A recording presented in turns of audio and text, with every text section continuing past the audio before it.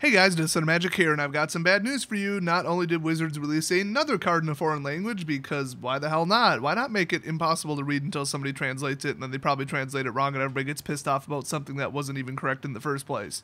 It's almost like I'm citing an exact example that happened. But additionally, it's a manland. That's right, they're kind of coming back. Well, let's read it. This translates to hostile desert, not hostile dessert. That would be way too cool. You know how the holiday special release cards are usually a parody of food? Yeah. Watch for this one next year. Anyway, it taps for colorless. It doesn't come in tapped, so it's okay. It's a rare. That's actually kind of surprising.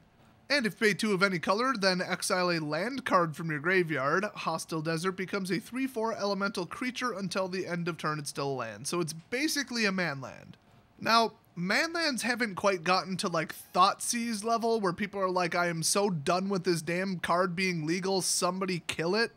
That and like Collected Company, even Ugin, I'd throw him in there. Why the hell not? He's a dick. But yeah, I mean, I'd say most people are super done with manlands. Not just as a mechanic, as a strategy, or they're sick of like forgetting that it's out there and then getting hit or ruining a blocking assignment or just whatever. I think actually people are getting better at it because they've been legal longer.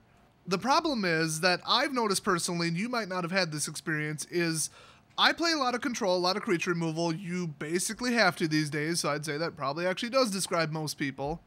But basically, a lot of my cards I've found in like the last 10 decks I've played with do not affect lands. They just say non-land permanent, just the phrase non-land permanent. So whether they're sacrificing it, I'm exiling it, I'm destroying it, I'm pinning it down with like a blue enchantment, I think there's just the whole spectrum of all different cards that say non-land. And now there's a good reason. It's not specifically so that you can't kill manlands. That was just an accident. It's basically so that you can't just utterly and completely shut them down. That type of optionality would make a charm spell look like nothing, or one of the Dragon Lord's commands or whatever. That was like 4 pick 2, but if you're like, hey, take anything off the field including one of their entire colors, yeah. That's why you don't see like a 3-cost white spell that says exile any permanent at all. Usually it'll at the very least say non-land. The one exception is actually Imprisoned in the Moon. I have imprisoned a Shambling Vent before the person could even activate it. I'm just like, you know what? This is going to be a problem later. It doesn't have flash. I'm hitting it now. So, okay, you can't preemptively destroy their land because it's not technically a creature until they activate it, but a lot of instant stuff can't hit it. So, just to start out, right off the bat, sorceries cannot hit it. So, your Deck and Stone, your, like, multiple different black spells that can kill a creature or planeswalker, automatically you cannot kill a manland. It is impossible. Because the spell Quicken isn't legal. So you can't cast it off turn, you can't cast it in the middle of your combat, so you are never going to take out a manland with one of those. So already, probably half of your kill spell's gone. Now there's plenty of ways to kill them, I mean murder, fatal push, whatever. I'm not saying it's impossible, it's just annoying. A lot of white spells, and I think a couple blue spells, maybe even a couple red spells at this point, cannot take out a manland, even if they're an instant. So now, just from my own feeling, I'm sure this isn't the actual numbers, 75% of my control spells now cannot affect the manland. So I'm just going to get hit and hit and hit and hit and hit, and there's nothing I can do about it, which is the quickest way to lose a game. Okay, it's not the quickest, it's fast though. So I really wanted manlands gone just because I can't interact with them with any of my cards, and I'm not going to build a whole sideboard just around manlands, but there's 5 of them, they're very popular, and Shambling Vent especially is very good. Now, here is why, even though I'm very mad that they're now going to continue having at least one manland, this card isn't terribly playable. Now, it's better than you think, but it's still pretty bad. It doesn't come in tapped, which is huge. You can use the mana right away, but it's also not colored. It's not even single colored. I mean, it's straight up colorless. So with people running 3 color, this is useless. You basically can't even drop this in, because if it doesn't generate one of your 3 colors, if this is in your opening hand of your first 3 pulls, you just lost the game. Like, it's that bad to get color stranded these days, and the mana base is so tight and so specific, you just can't have this no matter how fast it is because you need the color. And a lot of the best spells are double colored too now. You know, like double black, double blue, that kind of thing. Oh my god, double white especially. Now the other thing is you have to pay 2, which is pretty cheap, and it's 2 of any color. Okay, trade-off. But then you have to exile a land card from your graveyard. Now that sounds horribly obscure, but remember, Delirium will toss them in there on purpose. Evolving Wilds is always a thing. And cycle lands are going to become very, very, very popular when we lose the 4 blocks that have basically the best land fixing right now. So those almost guarantee that late game you'll have a land in the graveyard just no matter what you're playing. And there's now 2 different types of cycle lands.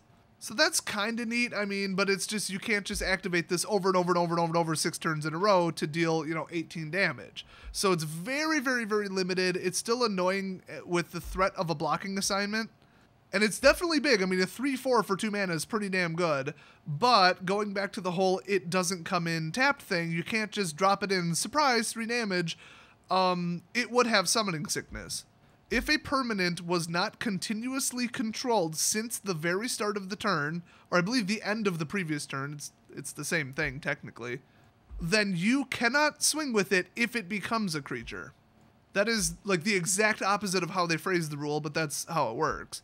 So there goes the one massive advantage of this card, where you can just ambush them, drop it in, swing, hey, look at that. Fun fact, that's why the Awaken keyword had haste in it. It always said, blah, blah, blah, put counters on, blah, blah, blah, whatever, it gains haste. So the fact that you aren't guaranteed to be able to activate this a whole bunch of times in a row is pretty good. I mean, even with cycle lands, at a certain point, you just need the damn lands. But you could, top deck a land, cycle it into the graveyard, boom, pay 2, you only paid 4 total, and then swing with this, assuming it was already out. But still, I mean, would you ever find this card in like a mono blue deck? No, because there's no reason whatsoever to put cycle lands in it. You're just guaranteeing yourself that a certain portion of the time you're going to be playing 1 turn behind because they all come in tapped. Now that said, if you were to put just 4 fetid pools in a mono blue deck, unless you start with 2 of them in your opening hand, the fact that you started with 2 or more lands means you could play it first, and that if nothing in your deck costs 1, you're set. So the math on that is in the like 5% chance range or something like that you would have 2 in your hand in the opening hand. And then it would only be bad if you didn't have 1 other basic land. So you're already out in the middle of nowhere, but then again, if you only run 4, it's kind of a double-sided sword here. Or a 2-edged sword, or whatever the hell that stupid idiom is. It cuts both ways, damn it. Because then, what are the odds you'll pull 1 and put it into the graveyard? And then Evolving Wilds is a whole different thing. Nobody really plays it anymore because there's better fixing. It's slow, it's bad, and it only really feeds Delirium. So at least I can rest easy thinking very, very, very few people are going to be playing this. It's like if they're playing exactly 2 color and it's pretty loose on the colors, and none of the spells are like double blue, double black, double white, whatever, then they might throw this in. So if that's how narrow it is, I don't think we're going to see it, so it's not that big of a deal. It is definitely still annoying to be like, haha, you thought manlands were going away in 3 or 4 months. Nope, here you go, have another one. But thank God it's not a reprint of the Zendikar lands, because those, first of all, are insane. I mean, they're so much more powerful than the, we'll just say, Return to Zendikar ones. That's pretty much what it was. But like even a rewritten version of them that's just the same colors, that would have been really nasty to try to deal with. So what do you guys think? Have you noticed that a whole bunch of your spells just do not work on manlands? Have they been a nuisance ever since they came out, or do you play with them and like them? Because honestly, I'd say both describes me. I just think that, after almost 2 years, they gotta go. I mean, I'm just sick of playing against them. I'm sick of them being a thing. They're really hard to stop. They feel like they've almost got hexproof. One of them quite literally does. They're just annoying. I don't like them. Plus the infinite combo with Wandering Fumarole, which I'm still wondering why nobody plays. I thought as soon as they banned the cats, that's exactly where people would go, but I don't know. Apparently not. I guess because it's a 1-turn warning, so they have 1 full turn to respond and remove it because it doesn't have haste. Anyway, let me know what you think, and while you're deep in contemplation over this wonderful, I don't know, revelation or whatever, I don't know what you'd call it, check out my pal, the Idiot Reviewer. Everybody always comments that he's got the greatest name ever, either when I mention it or when he leaves a comment. Strangely enough, now this is interesting because I actually suspected this, he doesn't actually play Magic the Gathering. And yet, he's one of my top supporters on Patreon, so I said in that tier, I will totally shout out your channel or make content for your channel or do an appearance on your channel, just like whatever. I don't care. I'll just do whatever. Hell, I'll come to your kid's birthday party and start making balloon animals. I'm pretty good with them, actually. So he does really cool unboxings of all kinds of stuff, not your typical items, not just like, oh, here's a loot crate. Boring. It would honestly be more exciting at this point if they literally sent a loot, like the actual instrument. But he unboxes all kinds of like really cool collectibles and just like, you know, a lot of, you know, geeky stuff, anime related stuff, old school toy stuff, you know, the new versions of it. Not like, he's not taking like 1970s stuff out of the box. That would be bad. I could see a channel like that getting some thumbs down from some collectors. But, I mean, if you want to check it out, if you're like, hey, I might be into that. Yeah, you probably might be. I mean, even I am into some of the stuff that he opens. So go check out his channel. The link is in the description. At least go leave a comment saying, hey, Desolator told me to come over and leave a comment. You know, just to show solidarity with the Desolator army and, I don't know, thank him for his support of the Desolator army. Also, speaking of Patreon, I haven't even plugged this in about 50 videos. There's a link to my Patreon down in the description, which I'm sure you couldn't possibly miss, which is why I never mention it. But, yeah, this month sucks. Everything's going straight to hell financially, as usual. And, yeah, YouTube is recovering, though, and my shop income is finally good, too, because my shop never does well in the first 3 months. Nothing does well business-wise in the first 3 months. You gotta wait till people are off of school, spending money, getting jobs, teenagers mostly, and people got their tax returns. That's when it turns around, but it's been pretty damn rough. In fact, wait till you see the topic of the next video. That one will really send the point home.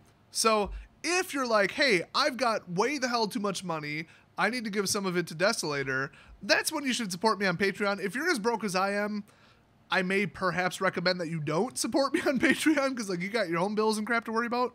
But there's this awesome investment opportunity / magic that you can do. So if you live in like New York or San Diego or some equally garbage place, Renton, Washington, for example, there's something where a hot dog costs like $7. There's this amazing like magic trick / investment that you can do. It's amazing. So you take that $7 that would buy you a hot dog in whatever crappy place you live, and then you send it to me here in Wisconsin, where a hot dog costs, I believe, $1.50. Like, seriously, I got a foot-long one in 2 buns with full condiments and a side of fries for like $8. And just because I know it pissed off so many people the first time, my apartment's around $400 a month. Also, water's included. So, it's like this magical money scaling thing. It's like a currency exchange, except it's still US dollars. It's as if your $7 becomes $21 the second it gets to my bank account. It's magic. So if you want to do that magic trick because you live in one of those overpriced crap holes and you make like $100,000 a year at like some fast food job, because I heard the pay honestly scales up usually. No, seriously, in my area, if you make 50 grand a year, you are richer than holy crap. Like, you must be an engineer or something for 50 grand a year. And if you make like 100,000 a year, you live in like the richy parts. If you make like 50,000 a year in New York, you maybe might have a 300 square foot apartment full of rats. So yeah, if you want to support me on Patreon, you know, even $1, I'd be thrilled to death with that because it's been going down and down and down steadily, but that's usually how Patreon works. But you guys could turn that right around. And I will say, though, if you want something that benefits yourself and you get something out of it, which, I mean, hello, have you read my tiers on Patreon? But still, sign up for YouTube Red, because then you personally would make me somewhere, rough estimate, around 80 times more money than one person who's not a Red member. About 1/6 of my income on YouTube comes from people who have a YouTube Red membership. That's just how that works. Now, most people don't know that at all. They don't even know that we get a cut, like, period. Like, they didn't even know that was a thing. Well, it is, and you're approximately the equivalent of 80 people watching my channel every time you watch a video of mine. Also, no ads whatsoever. Kiss ads, bye-bye. And it's cheaper than some of my Patreon tiers. I think it's like $8 a month. Also, the premium content, some of it isn't, you know, for everybody, but some of it's, like, really damn good. So if you're like, well, you know, Patreon's cool, but I'm not that rich. I kind of, you know, I cut cable, so I got to put the money somewhere into my entertainment budget. Put it into YouTube Red, and I'll love you just as much, because you'll be supporting me a ton. Thanks for watching, and I'll see you guys next video.